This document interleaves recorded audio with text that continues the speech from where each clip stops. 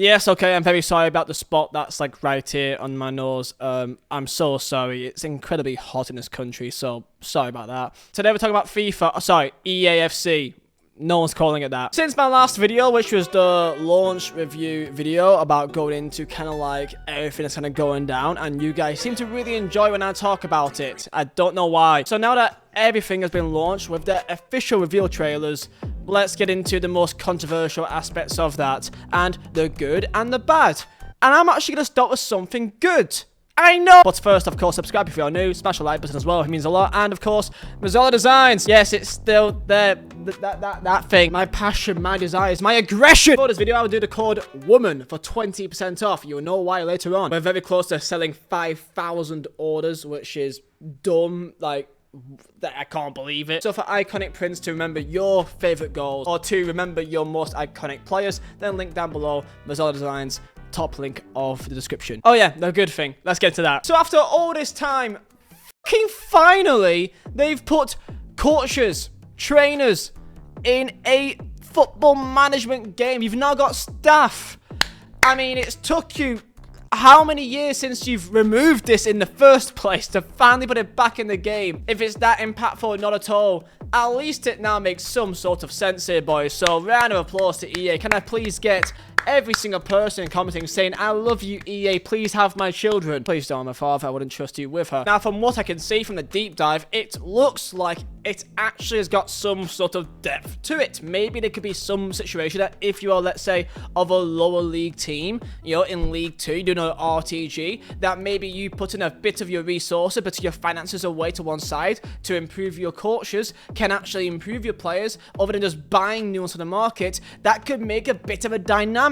That could be something interesting. Of course, if you're playing at the top with a Premier League squad, it may not be as impactful. However, if you want to make it a bit more tougher for yourself, I see it. So, well done. Okay, I'm praising EA here, boys. Okay, fucking get with it. Stop having a go at me. Stop saying I don't like them. I'm not EA. I'm not going to sell this game to you, but it looks like it's going to add some sort of depth to it. And also things like training plans that it can either save your players' energy or make them more sharp, depends on week by week.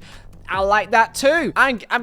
There's another round of applause, EA. I'm actually a bit impressed. It actually now makes sense. So instead of you playing, you know, 4 games in a matter of 10 days and you still get your players on the same fitness routine because you can't change it, now you can actually make them a bit more, you know, change the training plan. Maybe now they can actually have a bit more fitness for the next game, because God knows how many times I go into the next game and half my team is fucking dead. Adds a bit more depth to it. Adds a bit more of a skill gap to it. Skill gap in career mode. I know. Another thing that I like about career mode, tactical visions. Some graphs. I love Football Manager. I'm a nerd for a graph and a diagram.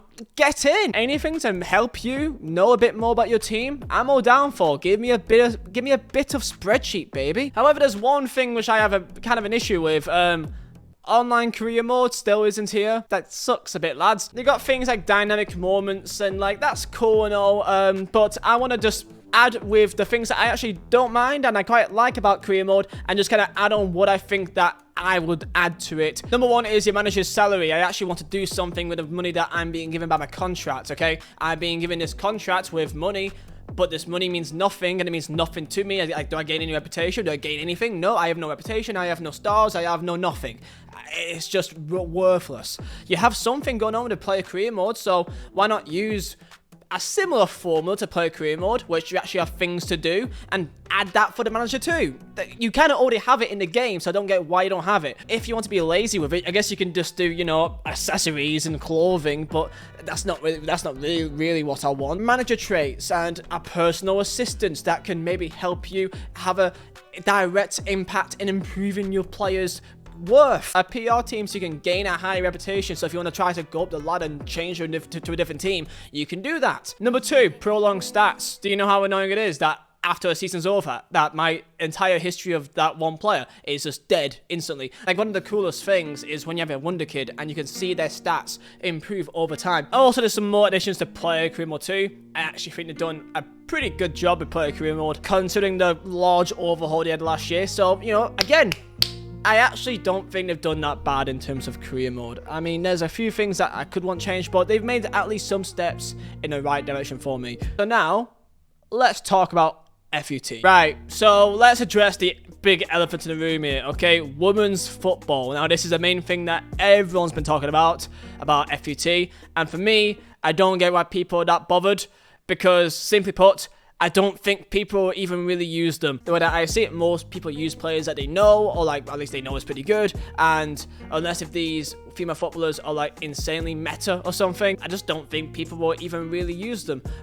So I don't think they even will play that much of a factor in terms of what you do in game. That's just the way that I really see it. Saying that, it's not like people should really take it too seriously anyway, even if they are really good, because like I swear Petr was like a striker this year. I wasn't playing, but from what I can see from my timeline, I swear that he was insane. So you got Petr, who's a striker, one of the best strikers in the game. I'm playing with George Best, that's been dead for 2 decades, doing flip-flops with him, but apparently a woman footballer being good is just way too far, and that's a line that we are now drawing in the sand, saying that's too far now. FIFA is not a realistic game when it comes to career mode, it never has been, hence why each year's got insane meta tactics that you would never see anything resemble a single second of a football pitch in real life. When you go watch a FIFA Pro event, you're not really seeing actual football most of the time. You're seeing dribbling techniques that you just won't really see. The only like vaguely annoying thing that I think could happen is that because they are all now in pack, that they now may make packs more sort of filled out now. And if women's footballers in the game are not that good, I don't know if they are, but let's say if they aren't, then they will be all pretty much cheaper than other players, I imagine. I just don't think it's a big deal. I think people, if they don't want to use female footballers, then they won't. And then that's kind of it. I mean, you can tell me your thoughts down below in the comments if you think this is a big deal. And then there's evolutions, which of course it was seen as a big thing. And I kind of have a concern thinking that you're going to be just basically limited on the players you can actually use for evolution. So like I can't go and take a Burnley player which is a silver, which isn't really that good in game, and I can't just go and take him and just make him a good player. I don't think that's possible. I think that there are certain players that you can be allowed to pick that EA picks for you. They're saying, okay, these are the players that you can now make an evolution and go and make better. You know, probably players that have got some sort of links with their clubs. You know, so Dortmund have got a link with EA as an actual partner. So unless if your club's a partner club, probably quite unlikely that your club will be picked. So yeah, I don't think if you're, let's say, a Port Vale fan, you're not going to go and take a Port Vale player and make them good.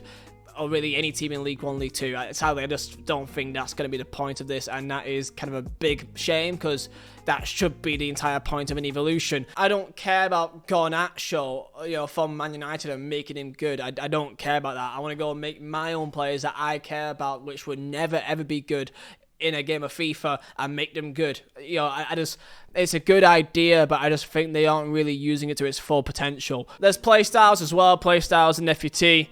I kind of just don't think this is really a big deal. It kind of, for me, looks like a sort of like power-up thing. It's almost like it's some sort of like Superman game now at this stage. You've got power-ups on your players. It's just kind of becoming more and more like a, you know, that's why I don't get why people are complaining about women's football and them being good in FIFA against men footballers, because, well, you got power-ups in the game now. It's not really meant to be a realistic video game, and it never really has been for quite a while. The one thing that I will always give to EA is the fact that they are masters at promoting a lot of nothing, and just making it seem like it's the best thing in the world and completely new, revolutionary. They are masters at their craft, at selling a product. And, you know, there are some cool things about this game, but they aren't really things that I think is really that much different to last FIFA. It's just the fact that, look, we are all pretty much stupid. It's brand new players at the new clubs with new kits, and, you know, it's got some different, you know, little UI changes here and there, and it's got a new Premier League scoreboard. And I'm thinking that, you know what, I may buy it now at this stage, just because Burnley's in the Premier League again, so I want to see them play in career mode.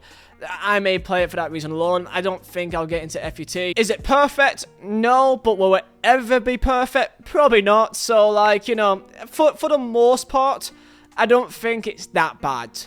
I don't think it's that bad. You know, like, the presentation will always look nice if you are if you're gonna go play career mode with it, and it's always going to look nice and pretty when it comes to the actual career mode pass itself. There's some things that I would change, but for the most part, there is some steps in the right direction. Would I recommend buying it?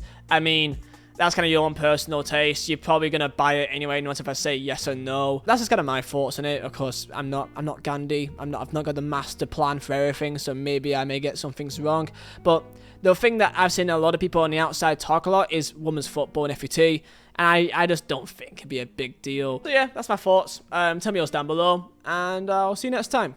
Peace out.